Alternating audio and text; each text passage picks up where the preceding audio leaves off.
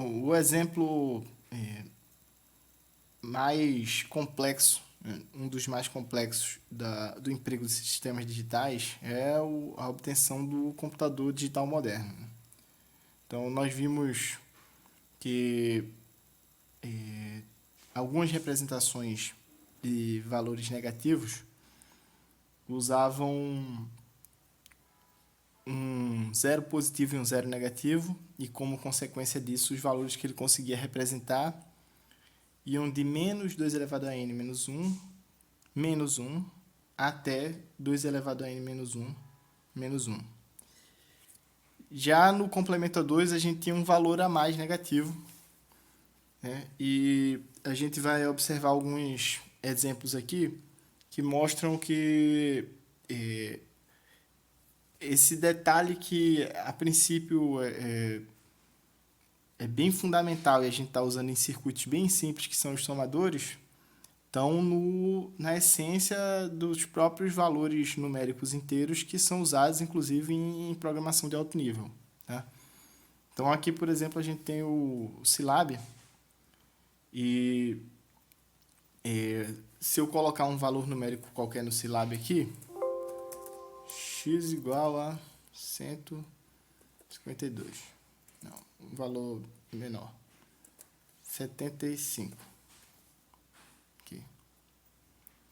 Então, ele atribui a princípio um valor aqui que ele chama de real, que seria um nome para leigos do ponto flutuante, ou seja, ele aceita valores com vírgula, etc. Mas eu declarei aqui um valor sem vírgula.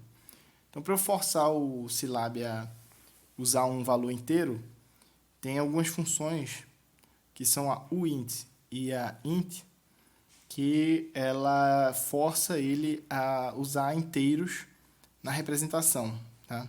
Então, por exemplo, eu posso dizer que x é o uint 8 desse valor de x aí, que é 75. Tá? Então, esse u aqui significa unsigned, ou seja, sem sinal. É um inteiro sem sinal com 8 bits. Tá? Então, agora ele alterou aqui o tipo para inteiro. E o que acontece quando eu realizo uma operação com um inteiro de 8 bits é que ele sem sinal, ele 255, tá? Então eu posso pegar esse valor aqui de x e somar com 30, por exemplo, e sem problemas, tá? Vai dar 105.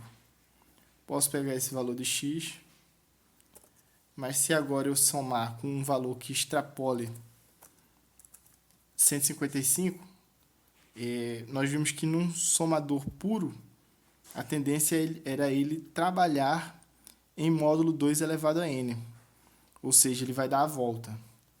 Então, vamos somar aqui, por exemplo, 160. Nós sabemos que isso aqui deveria dar 265, tá? Vamos colocar 155, que aí daria 260. E só que a gente sabe que no módulo 256, que é 2 elevado a 8, isso resultaria em 4, certo?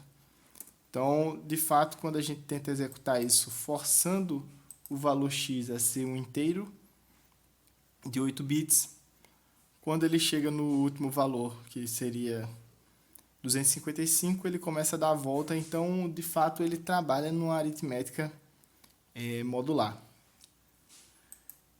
Se eu posso declarar outro valor aqui, y,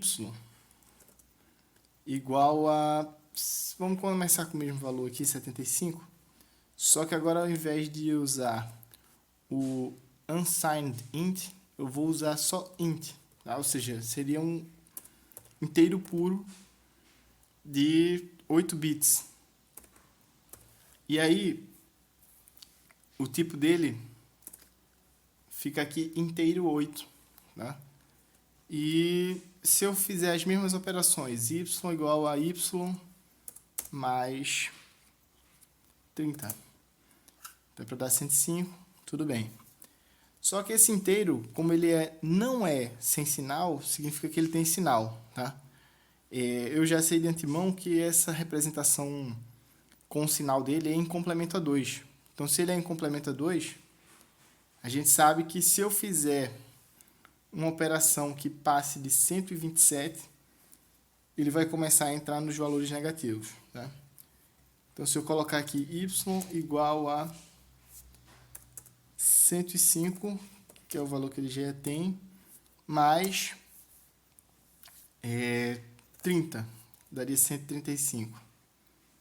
Então, ele dá um valor negativo aqui, tá? De fato, a gente sabe que se eu fizer o complemento a 2 disso aqui,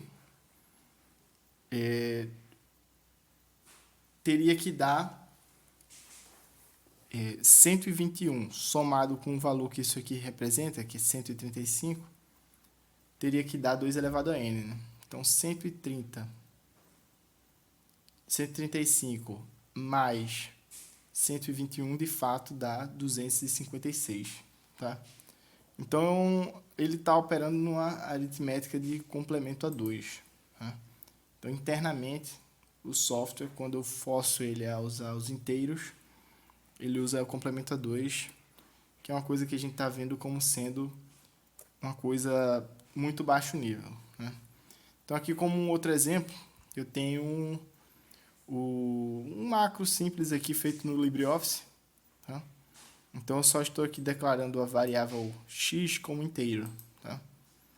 E colocando o valor nele aqui, 32.767, tá? E abrindo uma caixa de mensagens que vai exibir esse valor. Esse valor é 2 elevado a 15 menos 1, tá? Ou seja, vou mostrar aqui que os inteiros aqui no LibreOffice, eles operam com complemento a 2 com 16 bits, tá? Então, se eu executar isso aqui, ele exibe aqui, ele conseguiu gravar o valor de x, tá? Só que diferente do Scilab, que aceita o aspecto, né, o caráter modular dos inteiros, se eu tentar colocar mais um aqui e executar, o macro do LibreOffice, diferente do Scilab, ele apresenta um erro, né? Eu saí da margem aceitável para um número positivo, e aí ele me dá aqui um erro dizendo que ocorreu um overflow, tá?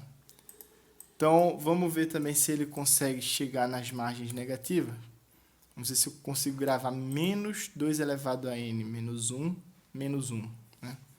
Então, quando eu executo, ele consegue gravar esse valor numa variável inteira. Se eu colocar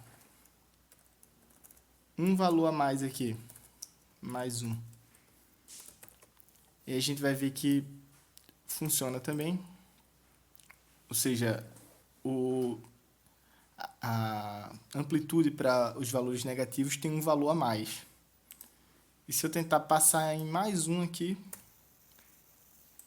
ele também dá um overflow, ok? Então, certamente o macro de LibreOffice ele opera com inteiros de 16 bits, utilizando o complemento a 2. E um último detalhe aqui é que, olhando aqui um artigo de Wikipedia mesmo, tá? Com os tipos de dado do C. Então, se a gente olhar aqui o inteiro, tá? Chamado de inteiro curto, short int, ele também tem uma margem, só que ele não tem um valor a mais no negativo, tá? E isso aqui são as margens para 16 bits, tá? Aí ele coloca um que o C foi preparado para aceitar os valores com representações que não sejam de complemento a 2, ou seja, pode estar também em complemento a 1 ou em sinal magnitude. E por essa razão ele não inclui um valor a mais aqui.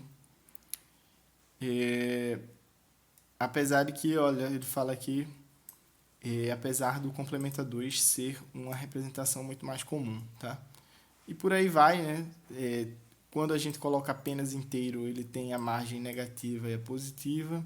E quando a gente coloca inteiro sem sinal, unsigned, ele parte do zero e vai até um valor positivo, que é mais ou menos o dobro aqui do valor anterior, né? Então a gente já sabe a razão, né, de por que os valores estão dentro dessas faixas, ok? Então era isso, até uma próxima.